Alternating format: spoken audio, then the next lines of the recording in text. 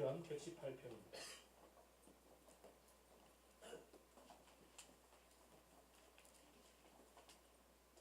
오늘 함께 기도문으로서도 함께 드렸습니다. 그래서 긴 본문을 다 읽지 않고 한 절 한 절 나누어 읽도록 하겠습니다.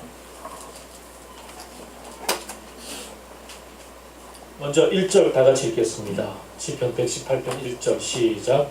주님께 감사하여라. 그는 선하시며 그의 인자하심이 영원하다.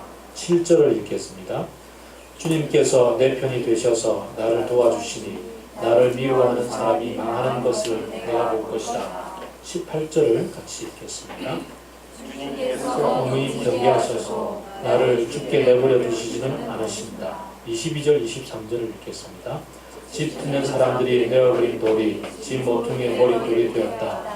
이것은 주님께서 하신 일이니 우리의 눈에는 기이한 일이 아니라. 28절을 읽겠습니다. 주님은 나의 하나님이시니 내가 주님께 감사드립니다. 내 하나님, 내가 주님을 높이 기리겠습니다. 아멘.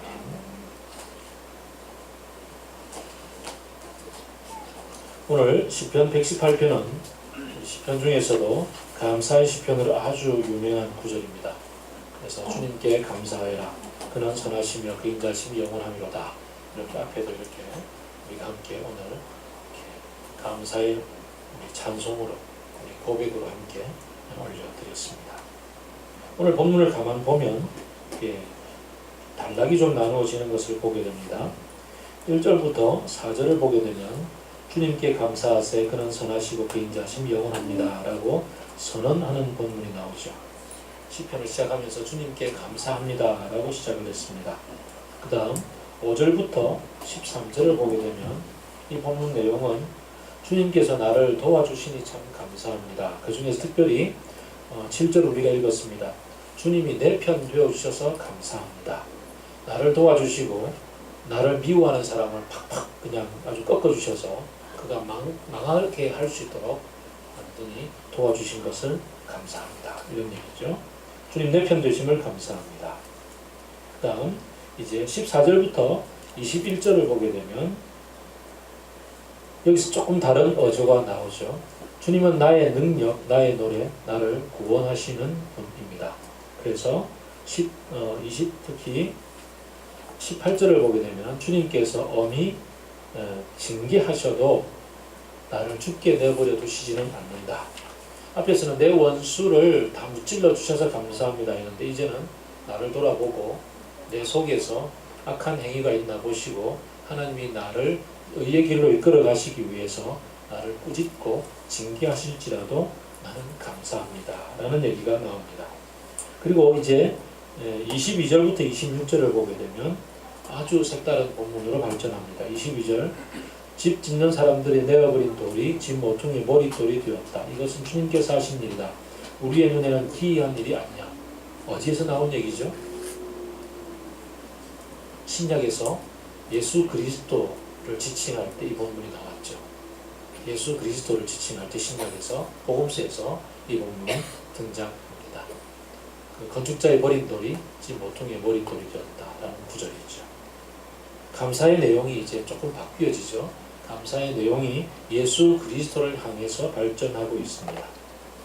그래서 예수 그리스도에 대한 찬양과 고백이 이어진 다음 27절부터 29절을 보게 되면 특히 그 중에서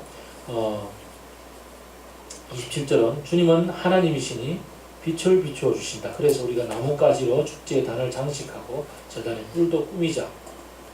우리가 기뻐하고 찬양하는 이유는 주님이 나의 하나님이시기 때문에 감사를 드립니다 라고 얘기하죠. 차근차근 발전합니다. 차근차근 아주 감사의 내용들이 뭔가가 이렇게 깊이가 점점점 더해져 가는 것을 보게 됩니다. 예전에 한번 그 아주 웃음을 아주 합박 터뜨리게 만들었던 영화가 있지 않습니까? 굿모닝 프레지던트인가요? 그거 있잖아요. 있었죠? 보셨습니까? 굿모닝 프레지던트 이런 영화. 안 보신 분이 꽤 많은 것 같은데 거기에 그 대통령에 대한 얘기 그리고 이순재가 대통령으로 나오고 그 다음에 또 어떤 여자분이 나오고 그 다음에 또 장동건이 대통령으로 나왔다고 있었잖아요. 그 중에 그 이순재가 대통령으로 나왔을 때 사건은 그렇죠. 로또가 당첨이 되죠. 로또가 당첨이 돼가지고 이걸 어떻게 해야 될 것인가. 이게 지금 내 대통령직 그만두고 나면 이걸 어떻게 관리해서 어떻게 내가 한몫 잡을 건가 뭐 이런 얘기로 막 꿈뻑지락 꾸다가 결국은 그걸 어떻게 하죠? 다 이제 기부하고 마는 이제 어떻게 좀 밀려서 기부하고 또 본인의 양심의 갈등에서 기부하고 이렇게 되는 걸 보게 되죠. 자, 우리에게 이제 로또 당첨은 좀 먼 얘기일 것 같고요. 나에게 지금 1천만 원의 돈이 그냥 주어졌다. 그럼 여러분 어떻게 하시겠습니까? 1천만 원의 돈이 주어졌다. 응?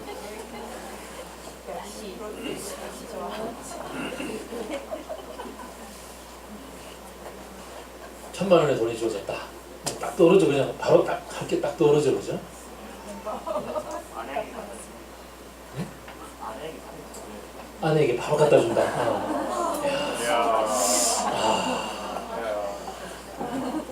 이게 바로 그 기회를 놓치지 않는 자의 행운이라는 겁니다. 때를 이렇게 어떤 때인지를 딱 바로 간파를 하는 사람의 놀라운 지혜입니다. 나에게 1천만 원이 주어진다면 어떤 사람은 아무 고민 없이 그냥 내 생활에 필요한 것들을 바로 딱 구입하거나 그냥 투자하거나 사거나 뭐 이렇게 될 겁니다. 아무 고민 없이 그냥 바로 투자할 겁니다. 어떤 사람은 내가 하고 싶은 일을 딱 하려고 하는데 조금 찜찜하죠. 주님이 주신 건데 주님께 물어는 봐야 되지 않을까 이런 생각을 합니다. 그래서 이걸 통해서 주님께 어떻게 좀 영광되는 삶을 살아야 되지 않을까 이런 갈등을 좀 하면서도 결국은 내가 하고 싶은 대로 할 것 같습니다. 아마 그런 사람이 있을 것 같아요. 또 어떤 사람은 이 1천만 원에 대해서 별 갈등 없이 그냥 들고 주께 그냥 기도를 시작하는 사람이 있을 것 같습니다. 그리고 주님 어떡할까요? 주님이 주신 이 돈 참 감사한데요. 뭐 제게는 있어도 되고 없어도 되는 돈인데 그렇다고 내가 뭐 부자는 아닌데 그래도 내게 있어도 되고 없어도 되는데 주님 어떻게 쓰면 좋을까요? 라고 묻고 그리고는 마음에 감동이 되어지는 대로 아마 쓰는 사람이 있을 것 같습니다. 아주 오래전에 저희 두 딸이 그 설날 추석 이럴 때 다 주어지는 용돈들을 다 모아가지고 적금을 부었어요. 다 적금을 부어가지고 이제 3년 만에 200만 원씩 찾았어요. 대단하죠, 그죠?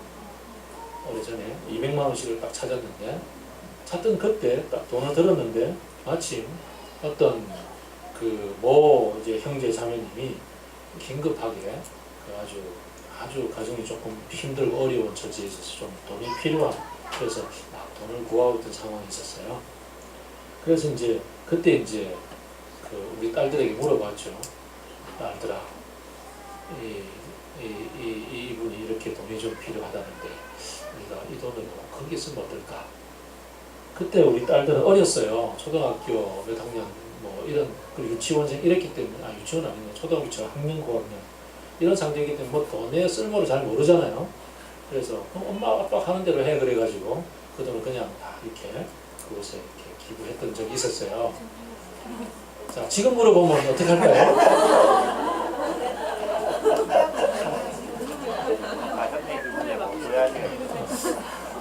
지금 물어보면 우리 딸들이 어떻게 할지 저는 잘 모르겠습니다. 우리가 이제 최근에 우리 시심으로 묵상하시는 분들은 다윗을 쭉 묵상하고 계시잖아요. 다윗을 쭉 이제 삶을 묵상하고 있는데 다윗의 삶 속에서 참 다양한 모습이 참 많이 나와요. 참 다양한 모습이 나오는데요. 최근에 보았던 나발과의 관계 속에서 벌어졌던 다윗은 좀 어땠던가요?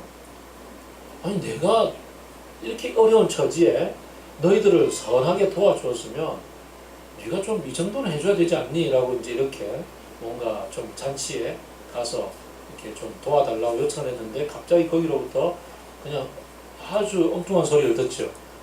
다윗이 도대체 누구냐? 요즘 집 나온 도망온 노비들이 되게 많은데 어디서 굴러먹던 개뼈다귀 같은 소리 하냐? 내 걸 왜 니한테 주냐? 이런 소리를 들었잖아요. 그래서 이제 욱해가지고 이제 완전히 그냥 이렇게 쳐들어가죠. 한편 또 이게 이제 다윗이 가장 어려웠던 시절의 모습이잖아요.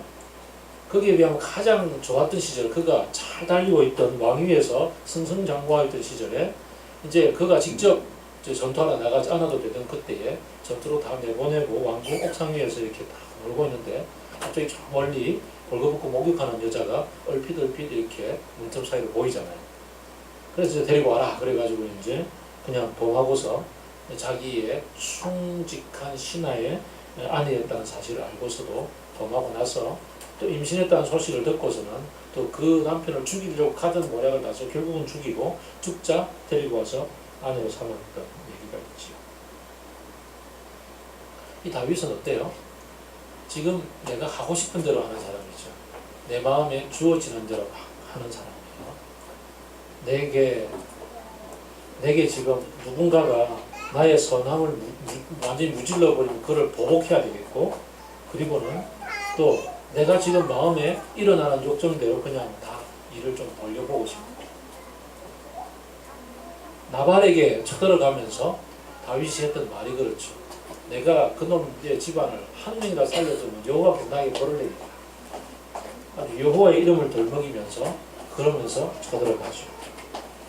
오늘 본문 여호와께 감사하세 그는 선하시고 그 인자하심이 영원함이로다 라고 찬양을 하면서도 7절을 보게 되면 어때요? 7절에서 그는 나를 도와주시는 분, 그는 내 편, 그래서 나의 원수를 완전히 무찔러 완전히 밟아 이겨 버리게 하시는 분, 나의 미워하는 사람이 망하는 것을 내가 볼 것이다 라고 고백하죠. 우리가 감사함에 있어서도 우리의 환경이 좋아지고 우리 나를 선대하지 않는 사람, 나를 악하게 대하는 사람을 완전히 그냥 그가 망하는 꼴을 보는 것, 그게 나의 즐거움이고, 그리고 내가 힘들 때 내 편이 되어서 도와주시는 그를 찬양하고 그를 기뻐하고 그에게 감사하는 것, 그런 감사가 있을 수 있죠.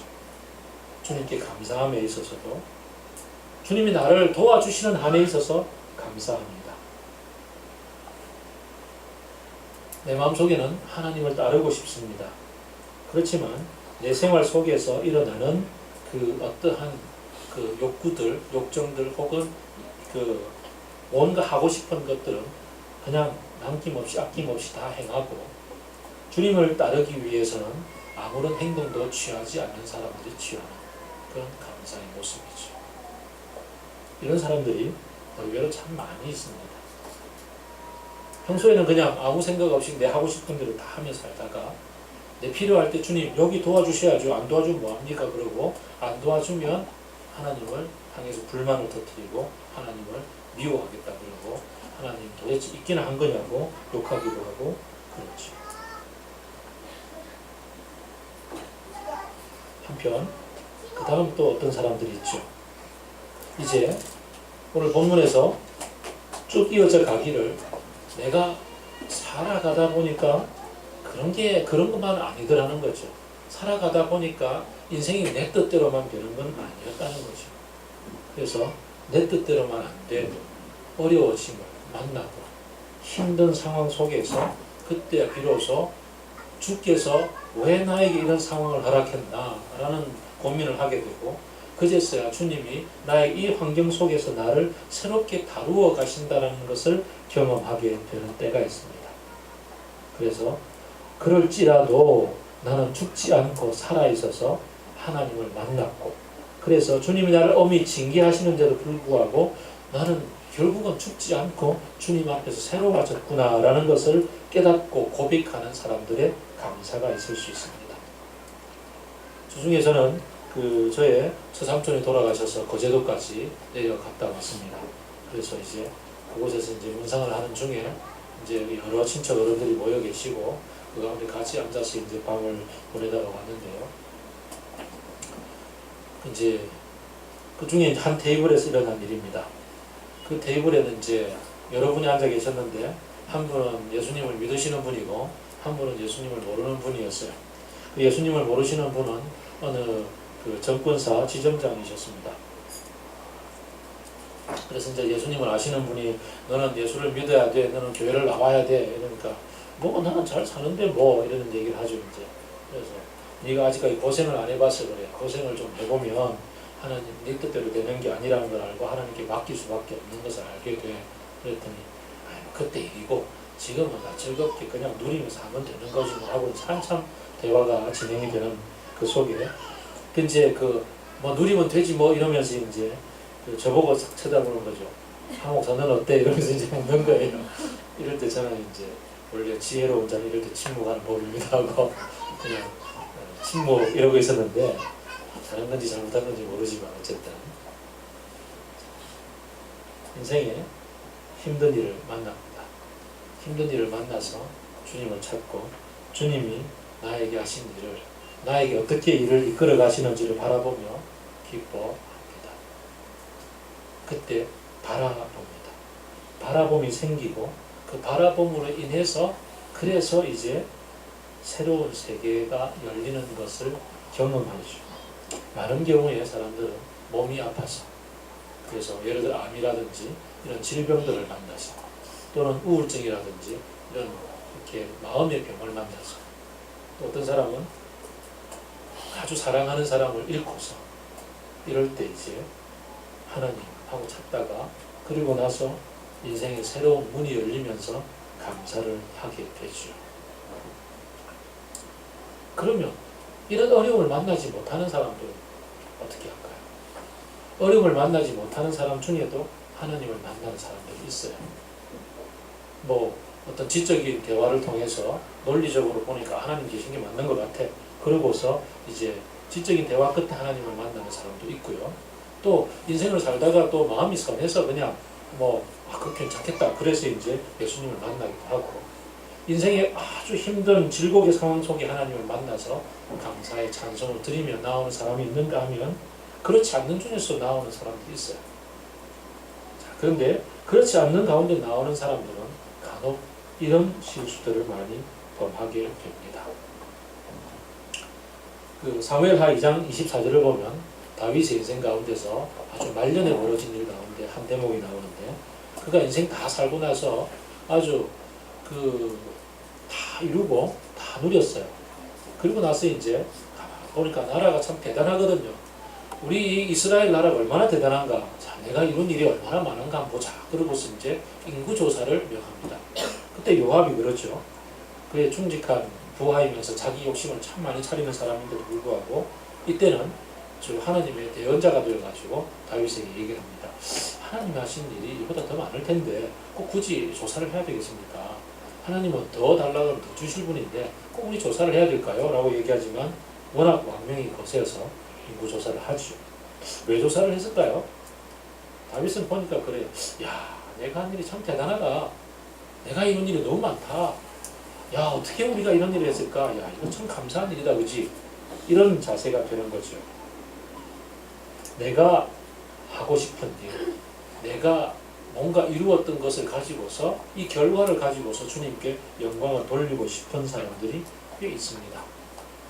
인생의 어려움과 질곡을 만나서 인생이 내 뜻대로 되지 않음을 알아서 그래서 진짜 두 손 들고 천부여 의지없어 손 들고 나갑니다. 주 나를 박대하시면 나 어찌하오리까 이러며 가서 경험한 은혜로 말미암아서 그래서 주님께 감사드리는 사람이 있는 반면에 그렇지 않고 평탄하게 길을 걷다가 보면 어떤 일이 생기냐면 평소에 내가 하고 싶은 일, 내 욕구 이런 일들을 가지고서 이것을 만족스럽게 한 다음에 이 결과를 가지고 주께 영광을 돌려 드리겠다라는 사람이 있죠. 하나님을 따라 살고 싶습니다. 그런데 하나님이 나를 사랑하고 위하시는 분이기 때문에 아마 하나님은 너무나 당연하게 내가 하고 싶은 일을 다 할 수 있도록 도와주시는 분이야. 그래서 내게 필요한 일들을 다 얻을 수 있도록 나는 그냥 하나님께 구하기만 하면 하나님은 도와주시는 분이야. 그래서 너무 하나님이 좋아. 만약 도와주시지 않는다면 하나님 나 미워할 거야. 근데 도와주지. 하나님 내가 하고 싶은 일, 갖고 싶은 걸 가지고 하나님께 영광 돌릴 수 있는 일이야. 그게 신앙생활 아닌가라고 생각하죠. 이런 분들의 모토는 주께 영광 돌리는 삶을 살겠습니다 라는 게 입에 참 많이 붙어 있습니다. 어떻게 하면 주님께 영광 돌리는 삶을 살까요? 라는 얘기들을 많이 합니다. 그러면서도 주께 감사 영광이라는 일은 내가 뭔가 이루었을 때 드리고 싶어요. 내가 그런 사람인가 아닌가를 알 수 있는 시금석은 그렇습니다. 뭔가 내가 짠하고 멋지게 내려놓을 것들을 갖고 있을 때는 주님을 잘 찾습니다. 근데 뭔가 좀 내놓을 게 별로 없고 좀 삶이 좀 시들하고 좀 뭐 그냥 대충대충 이럴 때는 주님을 잘 찾지 않습니다. 우리가 어떤 때 감사를 드리는지 잘 한번 찾아볼 일입니다.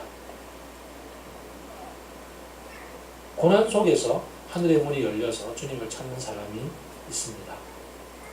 참 감사하고 복된 일입니다. 그런데 고난이 없더라도 주님을 만날 수 있으면 참 좋겠습니다. 고난이 없어도 고난 중에서도 참된 주님을 만난다면 그 다음 길이 열립니다. 22절부터 23절은 그 길이 제시되어져 있습니다. 집 짓는 사람의 버린 돌이 집 모퉁이의 머릿돌이 되었다. 이것은 주님께서 하신 일이니 우리 눈에는 기이한 일이다. 주님이 도대체 무슨 일을 하셨는지를 가만 돌아보게 됩니다.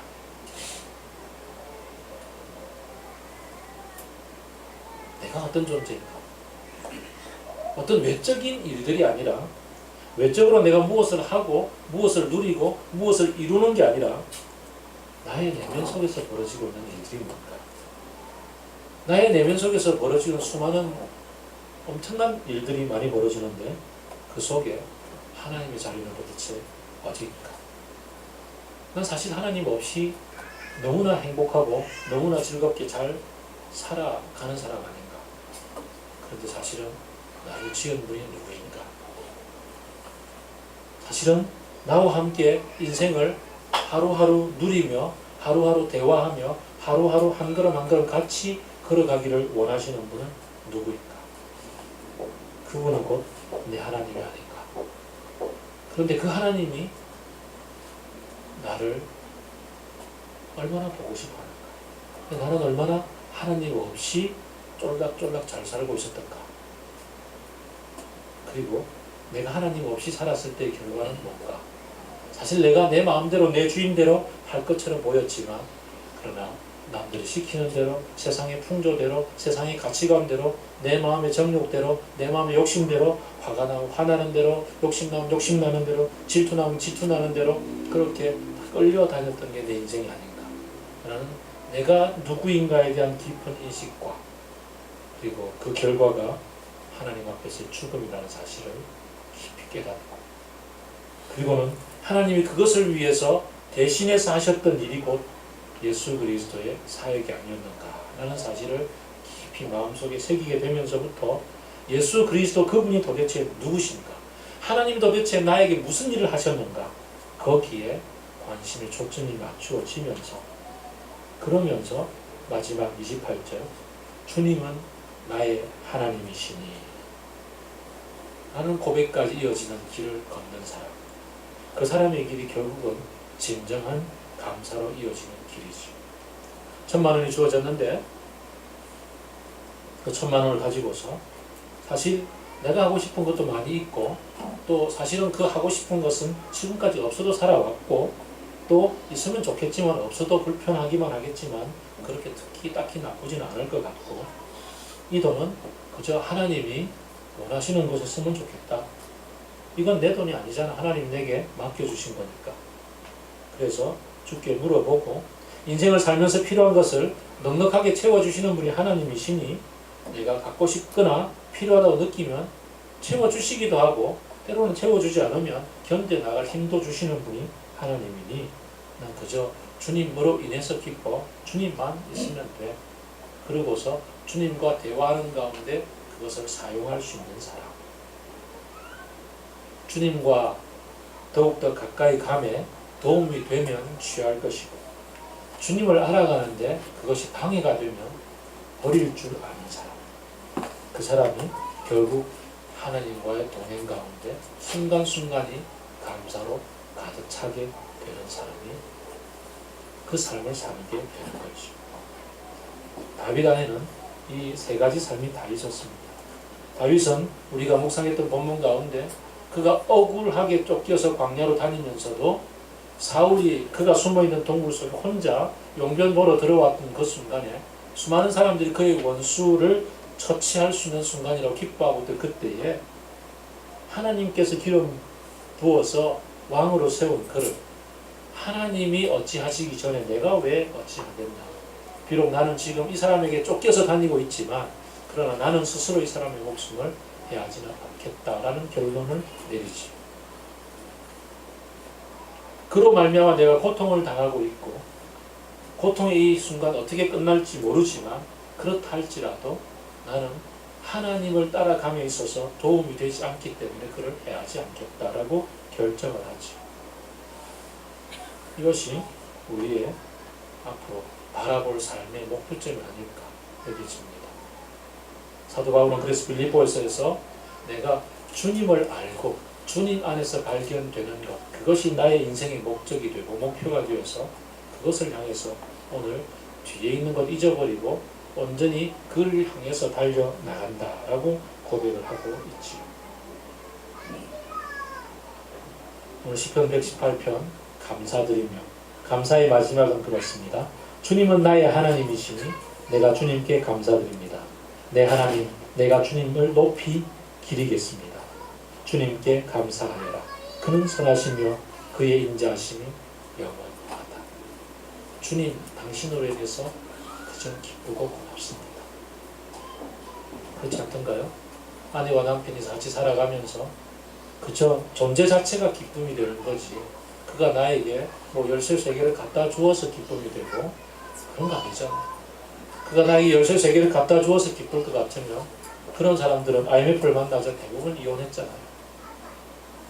물론 인생은 호락호락한 것은 아닙니다. 그러나 사랑하는 그와 함께 같이 있음이 기쁘고 즐거워서 감사합니다. 그것이 우리에게 가장 중요한 감사 제목이 되었으면 합니다. 그래서 시편 118편을 보면 바깥에서부터 우리의 눈이 밖을 향하고 있던 것이 점점점 안으로 들어와서 내 존재 중심 안에서 주님과 동행함이 즐거운가. 나의 존재의 핵심을 위해서 주께서 하신 일, 그것이 기뻐서 감사하게 되는가. 그런 감사로 이어지고 있음을 보게 됩니다. 우리의 인생 자체가 좀 그렇게 되었으면 좋겠습니다. 우리가 지금 가만 보면 어느 순간에 있든지 간에 목표점을 가지고 가면 좋을 것 같습니다. 지금 내가 온전히 마지막 단계에 이르지 않았다고 해서 절망할 것 없습니다. 왜냐하면 하나님은 완벽주의자가 아니십니다. 우리에게 완벽한 것을 요구하지 않습니다. 우리의 방향을 보십니다. 제가 대학 때 참 감동적이었던 설교가 그때 그 남포교회의 그 담임 목사님, 갑자기 이름 막히네. 박영선 목사님이 설교를 하시면서 젊은이 집회에서 설교를 하시면서 하셨던 말씀 그거였습니다. 우리가 말이야 저기 이러고 주님을 바라볼 때 여기에서 떼꾸중물이 쫄쫄쫄 흐르고 있어도 우리의 이 화살표만 방향이 틀림없다면 하나님 우리를 즐겁게 맞이해 주시는 분이야. 참 감동적이었어요. 현재 내 모습이 여기서 떼꾸중물이 좀 흐르고 있어도 우리의 방향이 주님 안에서 발견되어지는 그 기쁨을 놓치지 않고 가고 있다면 우리는 주님 안에서 얼마나 행복한 사람인지. 그래서 지금 내가 어디를 가고 있든지에 개의치 않고 방향을 붙잡고 거기까지 가고 싶습니다. 주님, 나를 받아 주옵소서. 나를 이끌어 주시는 주님 감사합니다 라고 고백하고 찬양하는 우리들이 되기를 바랍니다. 지난 우리 8년을 살아오면서 또 지난 우리 인생만큼의 연수를 살아오면서 주께 감사함이 얼마나 많은지, 지난 1년을 살아오면서 얼마나 기쁨의 감사가 넘치는지 그 감사를 담아서 오늘 함께 찬양하며 함께 고백하며 그렇게 우리를 봉헌하는 이 예배가 되기를 바랍니다. 같이 기도하겠습니다.